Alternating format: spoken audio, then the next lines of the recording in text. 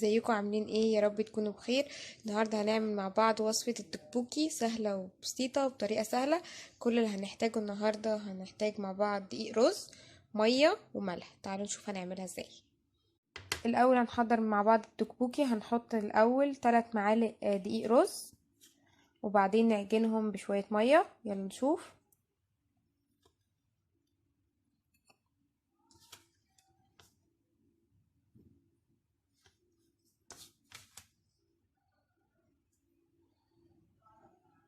نزود عليهم سنة ملح،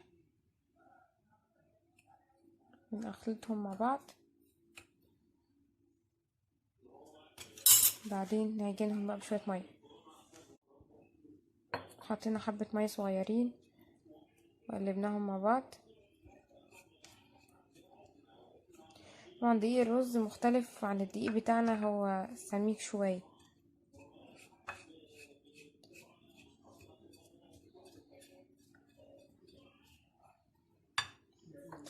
نزود مية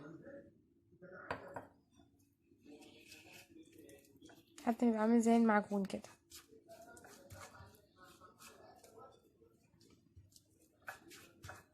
كده بعد ما عجناه اهو،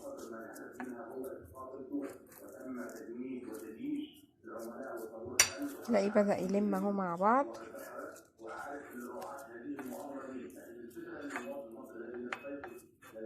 بعد ما بدأت تلم كده هنسيبها تستريح شوية، يعني حوالي 10 دقايق كده ولا حاجة، وبعدين نرجع بقى نقطعها.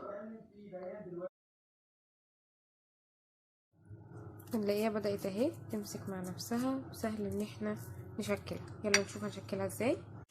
بدأنا بقى عشان نشكلها، حطينا رشينا حبة دقيق على الرخامة، ونمسك حتة من العجينة نفردها،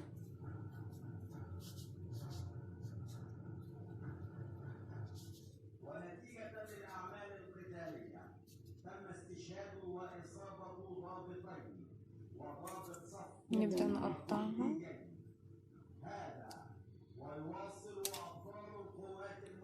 بس لو لقيتي ان العجينة معاكي لسه طرية شوية، ممكن تروحي رشاها بحبة دقيق رز او دقيق ابيض عادي، لو دقيق الرز خلص يعني، علشان تمسك نفسها. بس كده.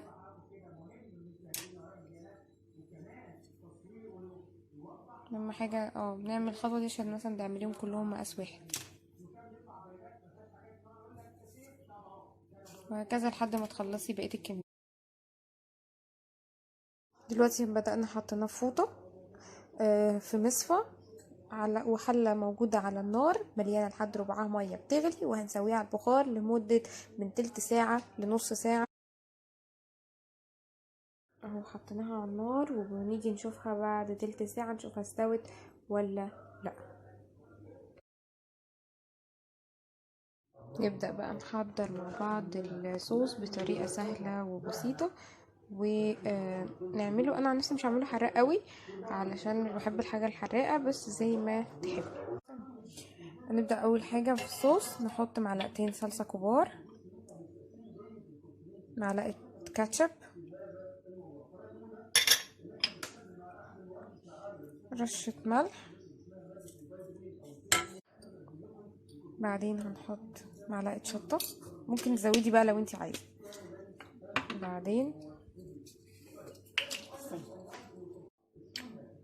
بعد كده معلقة بابريكا،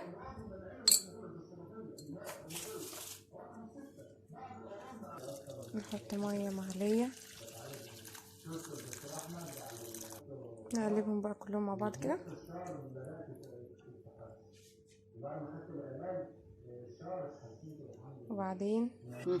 وبعدين معلقة صلصة، معلقتين يعني،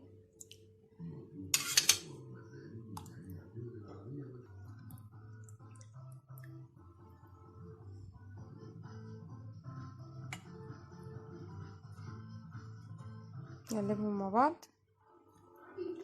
وممكن نحط صويا صوص لو انتي متوفرة، او لو بتحبوها. في ناس ما بتحبهاش فمش لازم.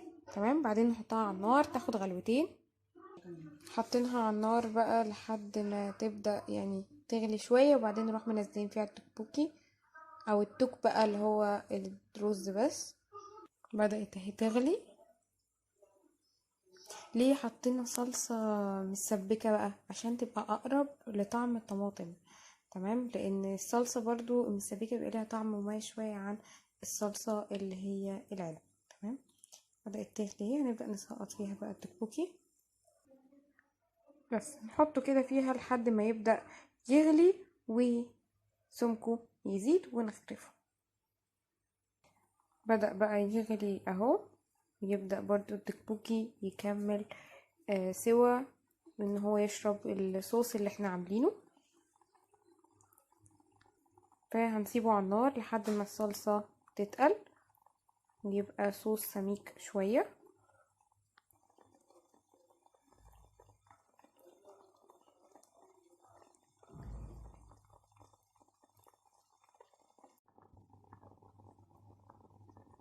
بوك بوك بوك بوك. نلاحظ الصوص قل جدا وبقى كمان سمكه تقيل خالص. تمام. طيب لو الصوص انا زودت ميه والصوص لسه مش تقيل، هو بيحطوا معجون الفلفل الكوري علشان يديله سمك شويه. طب انا ما عنديش معجون الفلفل ده ومش عارفه اعمل سمك للصوص. سهل قوي، هتجيبي معلقه من دقيق الرز، تمام، وتدوبيهم في حبه ميه صغيرين جدا، وبعدين تحطيهم هنا وتقلبيهم مع الصوص. هتلاقيه تقل زي ما بنعمل بكاتا وكده. هتلاقي هتحطي معلقه من دقيق الرز صغيره وتقلبيها مع الصوص، هتلاقي الصوص تقل وبقى سميك. ده في حاله ان الصوص ما طلعش معاكي سميك، مثلا ان انت زودتي ميه او اي سبب، مفيش مشكله تعملي كده. تمام، زي ما شايفين كده الصوص عمال يغلي اهو وقل خالص وبدا يتقل، ومنغرفه هوريهولكم. يا ربي الصوص بقى سميك وتحفة، والدكتوكي ريحته حلوة جدا وشكله مغري جدا للأكل، يعني حاجة كده تفتح النفس. ولا تقولي بقى كوريا ولا مش كوريا، احنا عملنا التكبوكي في البيت، كل حاجة من البيت، دقيق الرز من البيت، كل حاجة عملناها في البيت، مش مضطرة نجيب حاجة. وأحلى حظر علينا احنا وكوريا. بقى حلو اهو قمر، والصوص سميك انا كده بحبه، والدبوكي حلو اهو استوى وشكله جميل جدا. تمام، بعدين ممكن تزوقيه بقى باي حاجه، بصل اخضر، اي حاجه. انا عن نفسي هزوقه بالسمسم. تمام، انا حطيت له هنا سمسم، وفي ناس بتحط جبنه موتزاريلا او اي حاجه اللي انتي تحبيه. والف هنا وشفا عليكم، يا رب يكون عجبكم. زي ما قلت لكم كل حاجه في البيت.